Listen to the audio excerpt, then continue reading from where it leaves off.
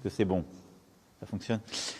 Bien, mesdames et messieurs, je suis très heureux d'accueillir aujourd'hui le Premier ministre de la République d'Arménie, M. Nikol Pachinian. Nous avons beaucoup échangé au téléphone ces derniers jours.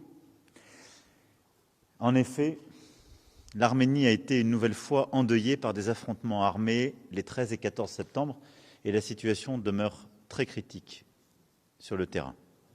Des hostilités de grande ampleur sont survenues à la frontière entre l'Arménie et l'Azerbaïdjan et ont fait de nombreuses victimes. Le territoire de l'Arménie a été visé, des infrastructures civiles ont été détruites. Face à cette situation inacceptable, la France a pris ses responsabilités. Alors qu'elle en assurait la présidence, elle a saisi le Conseil de sécurité où la situation à la frontière a été évoquée à 2 reprises, les 14 et 15 septembre derniers. Les membres du Conseil ont demandé l'arrêt immédiat des hostilités et le respect du cessez-le-feu.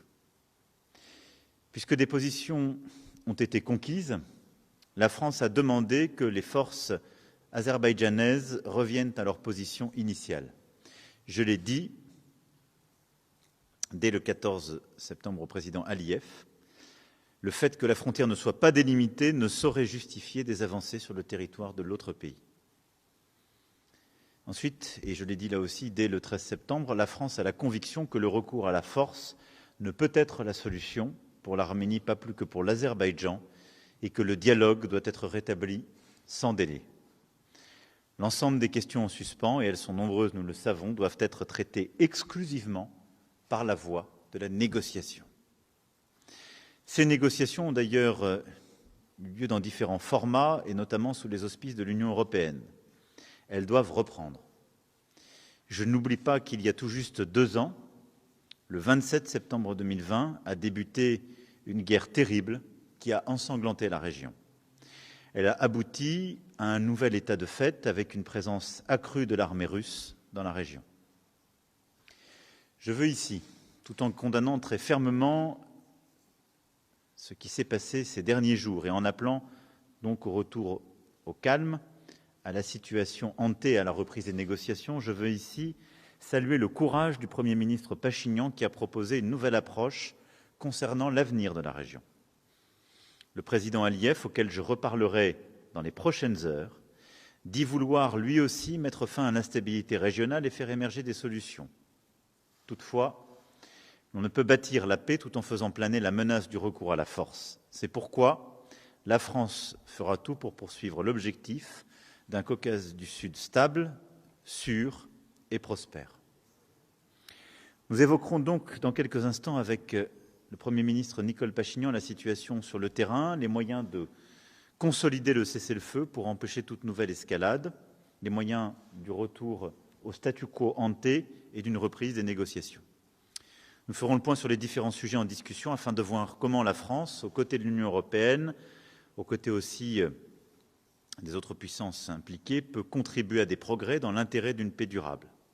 Je pense notamment, et nous l'avions évoqué il y a quelques mois ensemble à Bruxelles, à la délimitation de la frontière entre l'Arménie et l'Azerbaïdjan. Nous évoquerons également l'action de l'ONU et de l'OSCE. Je sais que M. le Premier ministre a eu des échanges importants à New York, en marge de l'Assemblée générale des Nations unies, et nous pourrons évoquer ces derniers. Nous parlerons également de la question importante de la normalisation entre l'Arménie et la Turquie. C'est un processus difficile mais indispensable, où, vous le savez, la France a toujours pris là aussi ses responsabilités en ne cédant rien aux visées révisionnistes qui avaient cours, en ayant la clarté sur notre histoire et en cherchant à réengager par tous les moyens un dialogue indispensable. Ce processus de reprise d'un dialogue est essentiel pour la région. Enfin, nous passerons également en revue les questions de coopération bilatérale. En tout cas, je remercie Monsieur le Premier ministre, après donc, son passage à New York, d'être à Paris pour que nous puissions travailler sur le sujet. Je veux lui dire ici l'engagement de la France, très clair, pour la paix, la stabilité de votre pays et de la région, et saluer une fois encore l'esprit de responsabilité qui vous anime et la clarté que vous avez eue durant ces derniers mois et ces dernières années. Je peux en témoigner pour que la paix prévale Et je souhaite, comme vous, que votre pays puisse retrouver pleinement ses frontières, des frontières claires et en paix.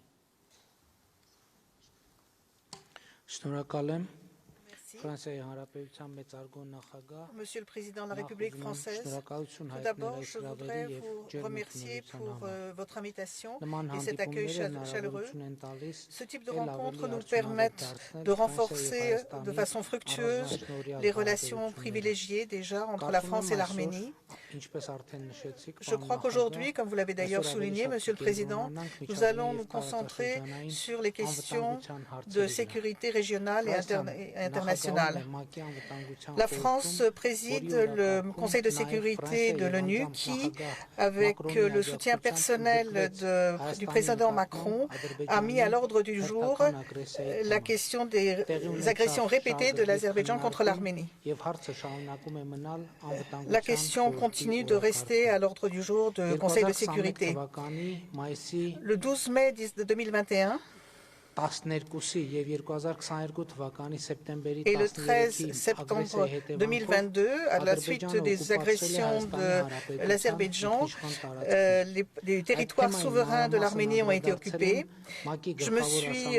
J'ai détaillé cette question lors de mon discours à la 77e session de l'Assemblée générale de l'ONU. J'ai souligné que notre position était sans équivoque, à savoir que les forces armées de l'Azerbaïdjan doivent sortir du territoire souverain de l'Arménie.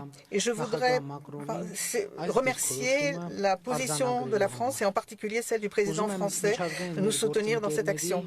Je voudrais que nos collègues internationaux et vous, Monsieur le Président, attirez votre attention sur les faits suivants.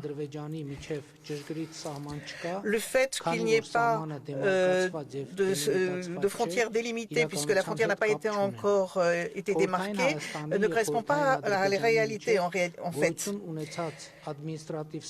Les frontières administratives entre l'Arménie soviétique et l'Azerbaïdjan soviétique sont devenues des frontières d'État entre les deux États, puisque les deux pays ont signé et ratifié l'accord de création de la communauté des États indépendants de la CEI le 8 décembre 1991. Et depuis, ces frontières restent des frontières d'État. Cela veut dire, je voudrais souligner que c'est un élément indissociable de l'accord que les frontières administratives de l'URSS deviennent des frontières d'État et tous les pays qui ont signé l'accord de la CEI le reconnaissent. Donc cela veut dire que l'agression de l'Azerbaïdjan est injustifiable. Et donc, en raison de l'occupation de l'Azerbaïdjan de notre territoire souverain, la situation reste très tendue. En raison de l'occupation de l'Azerbaïdjan, les territoires qui ont subi les dommages et la frontière devraient recevoir le soutien de la communauté internationale.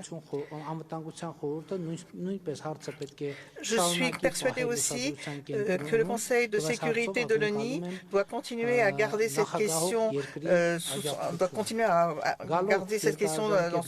son attention. Et je crois qu'il est nécessaire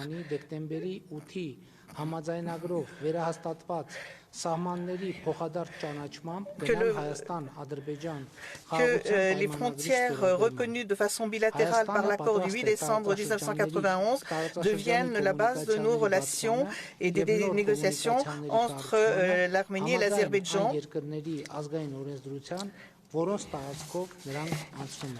Il faut aussi que la question des liaisons entre les pays soit réglée aussi en fonction de la législation nationale des deux pays. Et je souligne aussi que la résolution de la question du Haut-Karabakh doit garantir la sécurité et les droits des Arméniens du Haut-Karabakh.